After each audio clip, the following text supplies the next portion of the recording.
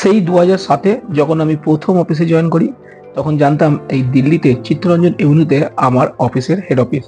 কখনো দিল্লিতে আসা আমার সুযোগ হয়নি। 2012-তে একবার এসেছিলাম, তখন বৈষ্ণব দেবী দর্শন করার জন্য দিল্লিতে নিউ দিল্লি থেকে ওল্ড দিল্লি পর্যন্ত আমি ট্রেন চেঞ্জ করি।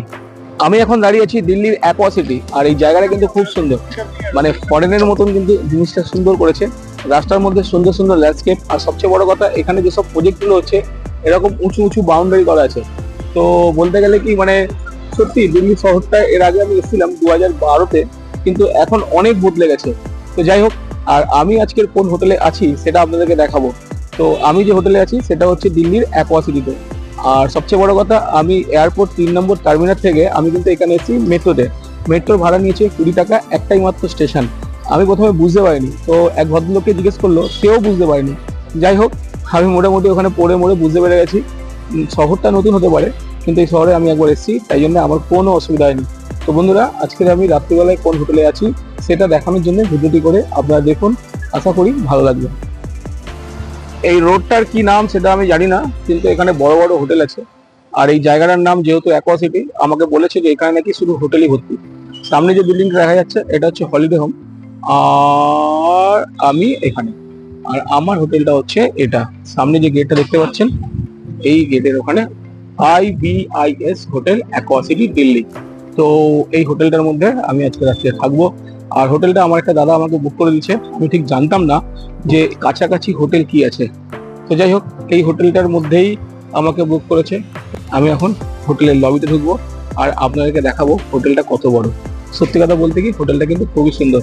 হোটেলের ভেতর দুটো গেট আছে, এটা হচ্ছে এন্ট্রি, আর ওই যেটা আছে ওটা হচ্ছে এক্সিট। এখন যে জিনিসটা দেখছেন এটা হচ্ছে এন্ট্রি পোডিয়াম, আর এখানে সুন্দর একটা ফোয়ারা আছে, আর এটা সেই এন্ট্রি গেটটা।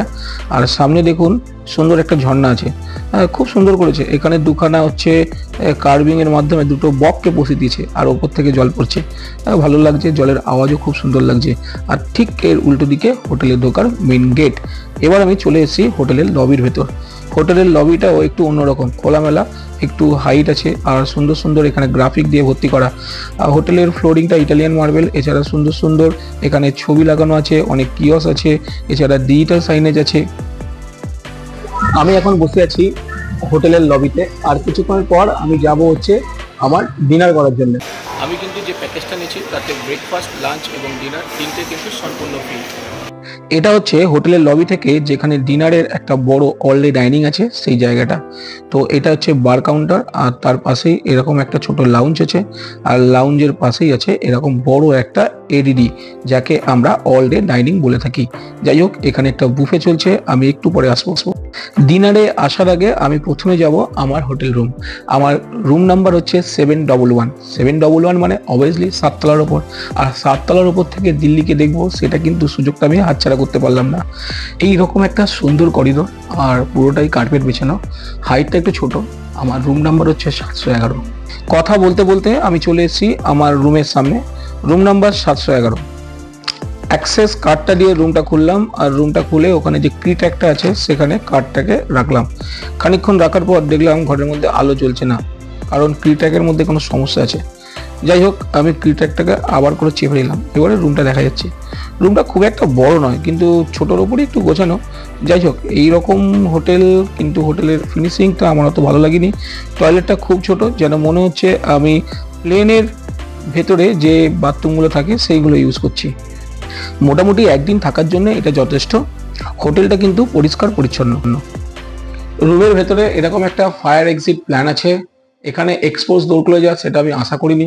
আমাদের হোটেলের মতো ঢোকার মুখে একটা ট্যাপ ডোর আছে, যেখানে হচ্ছে HVAC মেশিন আছে। সামনে একটা ছোট বাথরুম, এখানে থার্মোস্ট্যাটটা লাগানো আছে, ছোট একটা টিভি। আমার মনে হয় না এটা 32 ইঞ্চি হবে বলে। আর ওয়ার্ডরোব কাম হচ্ছে এখানে একটা মিরর লাগানো আছে। ওয়ার্ডরোবের ভেতরটা খোলা যাক। ওয়ার্ডরোবের ভেতরে কিছু নেই বললেই চলে, কটা হ্যাঙ্গার আছে, আর ওখানে একটা টুথব্রাশ দেওয়া আছে। ওইদিকে লন্ড্রির একটা চেয়ার আছে, আর নিচে একটা মিনি বার আছে। এবারে লকার তো ইউজ করবো না আমি। যাই হোক, মিনি বারে কি আছে দেখা যাক। মিনি বারটা যখন খুললাম দেখলাম মিনি বারটা ফাঁকা, ঠিক আছে। আমি জানি না কেন মিনি বারটা দিয়েছে। হোটেলের মধ্যে এমিটিস মানে কি কি আছে, এখানে দুটো জলের বোতল দিয়েছে, একটা কেটলি দিয়েছিল, গ্লাস দিয়েছিল, আর এখানে কিছু কফি এবং চা, এছাড়া হচ্ছে কতগুলো চায়ের পাউচ দিয়েছে আর মিল্ক দিয়েছে। কফিটা খেয়েছিলাম, ভালো লেগেছিল। যাই হোক, এইটাই হচ্ছে হোটেল, আর এক্সট্রা করে পাওয়ার কিন্তু কিছু নেই। এখানে একটা উইন্ডো আছে, আর এটা হচ্ছে ম্যানুয়াল, রিমোট কন্ট্রোল নয়। আর এখান থেকে জানলা থেকে যখন খুলছি, জাস্ট ভিউটা অসাধারণ। দেখুন এই সামনে যে হোটেলটা আছে, এই হোটেলটা কিন্তু হলিডে হোম। আর এই দিকে ওইটা মনে একটা মল আছে, দেখুন ওখানে লেখা আছে রাফান ইন্ডিয়া বলে। যাই হোক, ওটা মল কি হোটেল আমি ঠিক বুঝতে পারছি না। ওয়ালফ মার্ক বলে লেখা আছে। ওয়ালফ মার্কের আরও একটা প্রজেক্ট ঠিক ওই দিকে হচ্ছে। এটা কি হোটেল কি অফিস আমি জানি না। যাই হোক, জায়গাটা খুব পরিষ্কার পরিচ্ছন্ন, শহরটা কিন্তু খুবই সুন্দর লেগেছে। এরকম একটা শহরে থাকা অনেকটাই এক্সপেন্সিভ। যাই হোক, আমার শহর কলকাতা, ভালোবাসি কলকাতা। এখন আমি রুম থেকে বেরিয়ে এবার আমি গ্রাউন্ড ফ্লোরে যাব, আর গ্রাউন্ড ফ্লোরে সেখানে যাব এডিডি। এডিডি কিন্তু বুফে, ব্রেকফাস্ট এবং লাঞ্চ বিভিন্ন টাইম আছে। তাছাড়া সর্বত্র আপনি আলাকাটে অর্ডার দিতে পারেন, এখানকার এক সেবিকা আমাকে বলে। যাই হোক, এবার আমি সোজা চলে যাব আমাদের এডিডিতে। এডিডিটা কিন্তু খুব সুন্দর, খুব সুন্দর রংচঙে। এখানকার যে আর্কিটেক্ট করেছে, সত্যি সে যেন এত সুন্দর করেছে না, মানে বিশাল কিছু নেই, কিন্তু যা আছে পরিপূর্ণ। এখানে লাইভ একটা কিচেন আছে, আর এই লাইভ কিচেন থেকে আপনি তন্দুরি রুটি, স্যুপ এই সবগুলো গ্রহণ করতে পারবেন। যাই হোক, আমার কিন্তু খুব সুন্দর লাগলো এই কনসেপ্টটা। আর এখানে দেখুন কত ট্র্যাডিশনাল জিনিসপত্র থেকে শুরু করে লম্বা একটা বুফে আছে। এখানে ভেজ নন ভেজ দুটোই আছে, মাঝে স্যালাড আছে, এছাড়া রাইস আছে। তো যাই হোক, এত জিনিস মানে খেয়ে বসানো যাবে না। যাই হোক, আমি একটা প্লেটে সব কিছু অল্প অল্প করে নিয়েছি। দেরাদুন রাইস, কারি, পনির মটর, ছোলার ডাল, আলু জিরে, খিচুড়ি, ফুলকপির রোস্ট এবং ভেজ মাঞ্চুরিয়ান। সাথে নিয়েছি 2 রকম পাঁপড় ভাজা ও গ্রিন স্যালাড। এখানকার এরিয়াটা এত সুন্দর, আমার খুব ভালো লেগেছে। এখানে দেখছি প্রায় সময় ইন্ডিগোর সেবিকা এবং ইন্ডিগোর ক্রু মেম্বারগুলো সব এখানে কিন্তু আসছে। আমার মনে হয় ওদের সঙ্গে কোনো কিছু একটা কন্ট্যাক্ট আছে। যাই হোক, খুব সুন্দর লাগলো। আর সবচেয়ে বড় কথা, লাস্টের যে মিষ্টির আইটেমগুলো না, অসাধারণ। সবগুলোর নাম জানি না, কিন্তু টেস্ট করেছি, টেস্ট করে দেখেছি, এগুলো কিন্তু খুব সুন্দর খেতে। বন্ধুরা, আপনারা যখন আসবেন অবশ্যই এখানে একবার ট্রাই করতে পারেন। এখন বাজে 10টা 15, এবার আমি যাব রুমের দিকে।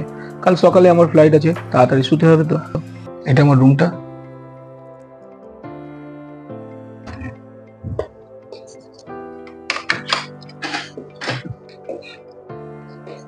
বন্ধুরা, এখন আমি চলে এসেছি রুমের ভেতর, আর এখন করবো আমি রেস্ট। কাল সকালবেলায় 9টা নাগাদ আমার ফ্লাইট।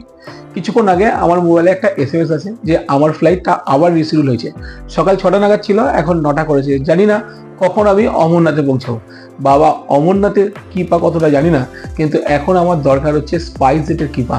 হে স্পাইস জেট, তুমি আমাকে আমার গন্তব্যস্থলে ঠিক সময়ে পৌঁছে দাও, নাহলে তো বাবার দর্শন পাবো না বাবা। যাই হোক, জানি না স্পাইস জেটের মালিকরা শুনতে পাচ্ছে কিনা, কিন্তু এছাড়া আমার এখন উপায় নেই। তো বন্ধুরা, আজকের মতন এই ভিডিওটা এখানেই থাকলো। জয় বাবা ভূতনাথ, পৌঁছে যাবো অমরনাথ। জয় বাবা ভূতনাথ, পৌঁছে যাবো অমরনাথ। বন্ধুরা, জীবনে অনেক দুঃখ কষ্ট অনেক কিছুই আসবে, কিন্তু কোনো কিছুতে আমাদেরকে থেমে থাকতে হবে না। বাবা তো আমাদেরকে পরীক্ষা নিচ্ছে বিভিন্ন কারণে, তো পৌঁছাতে হবেই। বন্ধু, আজকের আমাকে এখানে বিদায় দিন। আবার আসবো আগামীকালকে একটা নতুন ভিডিও নিয়ে। দেখতে থাকুন আমার সাথে অমরনাথ যাত্রা 2024। নমস্কার, ভালো থাকবেন।